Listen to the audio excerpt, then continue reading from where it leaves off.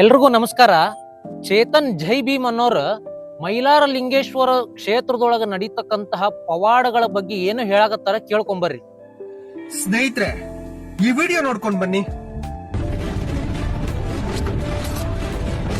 ಮಾರುತದ ಕಬ್ಬಿಣದ ಸರಳನ ನೋಡುತ್ತಿದ್ದಂತೆ ಕಾಲಿನಿಂದ ಆ ಕಡೆಯಿಂದ ಈ ಕಡೆಗೆ ಹಾಯಿಸುವ ದೃಶ್ಯ ಮೈ ಚುಮ್ಮಿಸುತ್ತದೆ.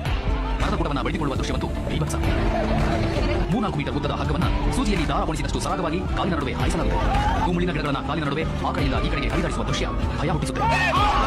ಕೈಗೆ ಶಸ್ತ್ರಗಳನ್ನ ಚುಚ್ಚಿಕೊಂಡು ದೇವರಿಗೆ ಆರತಿ ಮಾಡುವ ಕೈಶಸ್ತ್ರ ಪವಾಡ ಜನರನ್ನ ಬೆಕ್ಕಸ ಬೆರಗಾಗಿಸುತ್ತದೆ.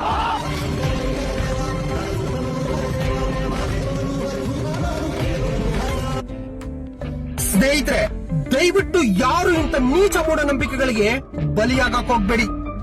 ಸ್ನೇಹಿತರೆ, ಮನುಷ್ಯನ ದೇಹಕ್ಕೆ ಒಂದು ಸಣ್ಣ ಮುಳ್ಳು ಚುಚ್ಕೊಂಡ್ರೆ ಅವನ ಕೈಲಿ ತಡ್ಕೊಂಡಿರಕ್ಕಾಗೋದಿಲ್ಲ.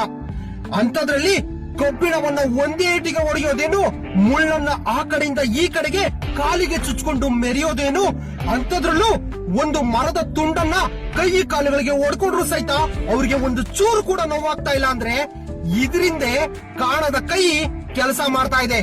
ನೀವ್ ಅನ್ಕೊಂಡಿರೋ ಹಾಗೆ ಕಾಲ್ಪನಿಕ ಶ್ರೀ ಕ್ಷೇತ್ರ ಮೈಲಾರದೊಳಗೆ ನಡೀತಕ್ಕಂತಹ ಸರಪಳಿ ಪವಾಡ ಇರಬಹುದು, ಹಾರಿ ಪವಾಡ ಇರಬಹುದು, ಅಥವಾ ಹಗ್ಗದ ಪವಾಡ ಇರಬಹುದು, ಅಥವಾ ಮುಳ್ಳಿನ ಪವಾಡ ಇರಬಹುದು. ಅದನ್ನ ನೆರವೇರಿಸ್ಕೊಂಡ್ ಬರ್ತಕ್ಕಂಥವ್ರು ಅಲ್ಲಿಯ ಗೊರವಪ್ಪನವರು. ಅಣ್ಣ, ನೀ ಹೇಳಾಗತ್ತಿ ಇದೆಲ್ಲ ಮೂಢನಂಬಿಕೆ, ಹುಚ್ಚು ನಂಬಿಕೆ, ನೀಚ ನಂಬಿಕೆ ಅಂತಂತೇಳಿ. ಅಲ್ಲೋ ಅಣ್ಣ, ನೀನು ಒಬ್ಬ ಹಿಂದೂ ಆಗಿ ಹಿಂದೂ ಧರ್ಮದಾಗ ಹುಟ್ಟಿ ಹಿಂದೂ ಧರ್ಮದ ಆಚರಣೆ ವಿಚಾರಣೆ ಬಗ್ಗೆ ನೀನೇ ಇಷ್ಟ ವಿರೋಧ ಮಾಡ್ತೀಯಲ್ಲೋ ಅಣ್ಣ. ನೀ ಹಿಂಗ್ ಮಾಡೋದ್ರಿಂದ ಹೆಂಗ ಕಿತ್ಕೋತಿದನ? ಆಡ್ಕೊಳ್ಳೋರ್ ಬಾಯಾಗ ನಾವ ಊಟ ಆದಂಗಾಕಿ ಓಣ ಅಣ್ಣ. ಅವ್ರು ಪವಾಡ ಮಾಡಾಕತ್ತಿದ್ದ ನಿನಗ ಸಹಿಸ್ಕೊಳಕ್ ಆಗಲ್ದಲ್ಲ.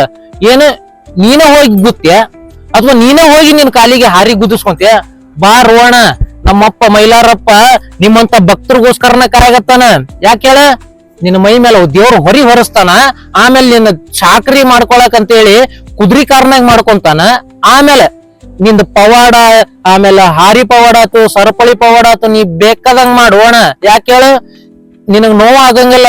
ನೀ ಅಂದಲ್ಲ ಅಗಲ್ಯಾಗ ಮುಳ್ಳು ಚುಚ್ಚಿದ್ರ ಮನುಷ್ಯಾಗ ತಡ್ಕೊಳಕ್ ಆಗಂಗಿಲ್ಲ. ಹಾರಿ ಚುಚ್ಚಿದ್ರ ಹೆಂಗ್ ಆಕೇತಿ, ಆಮೇಲೆ ಮುಳ್ಳು ಚುಚ್ಚಿದ್ರ ಹೆಂಗ್ ಆಕೇತಿ, ಸರಪಳಿ ಹರಿಯೋದಂದ್ರ ಹೆಂಗ್ ಆಕೇತಿ ಅಂದ್ಯಲ್ಲ ಅಣ್ಣ. ಅವೆಲ್ಲ ಅವ್ರು ಮಾಡಾಕತ್ತಿದ್ದಲ್ಲ, ಅದು ಮ್ಯಾಲಿರೋ ದೇವ್ರ ಮಾಡ್ಸಾಕತ್ತ ನೋಣ ಮೈಲಾರಪ್ಪ. ಸುಮ್ನೆ ಯಾಕೆ ಕ್ಷೇತ್ರದ ಹೆಸರು ಕೆಡಿಸ್ತೀವಿ ಅಣ್ಣ? ಚೇತನಣ್ಣ, ಹಿಂದುವಾಗಿ ಹುಟ್ಟಿ ಹಿಂದುವಾಗಿರು, ನಾವು ಹಿಂದುವಾಗಿ ಇರೋಣ. ಆದ್ರೇನು ಧರ್ಮ ಕ್ಷೇತ್ರದ ಅಥವಾ ಧರ್ಮದ ಆಚರಣೆ ವಿಚಾರಣೆ ಬಗ್ಗೆ ಏನೈತಲ್ಲ ಯಾವಾಗ್ಲೂ ಕೀಳಾಗಿ ಮಾತಾಡಕ್ ಹೋಗ್ಬೇಡ. ಅಲ್ಲ ಚೇತನಣ್ಣ, ಹಿಂದುವಾಗಿ ಹುಟ್ಟಿ ಹಿಂದೂ ಧರ್ಮದ ಆಚರಣೆ ಬಗ್ಗೆ ನೀ ಇಷ್ಟೊಂದು ವಿರೋಧ ವ್ಯಕ್ತಪಡಿಸ್ತೀಯಲ್ಲ, ನನಗೆ ಹೆಂಗ್ ಅನ್ಸಾಕತ್ತಿತ್ತಂದ್ರ ಮುಂದ್ ಒಂದಿನ ನಿಮ್ ಮನ್ಯಾನ ಹೆಣ್ಮಕ್ಳಿಗೂ ನೀನ್ ಕಂಡೀಷನ್ ಹಾಕ್ಬೋದು. ಹಣಿ ಮೇಲೆ ಕುಂಕುಮ ಹಚ್ಕೊಳಕ್ ಹೋಗ್ಬೇಡ, ಅದು ಒಂಥರ ಮೂಢನಂಬಿಕೆ.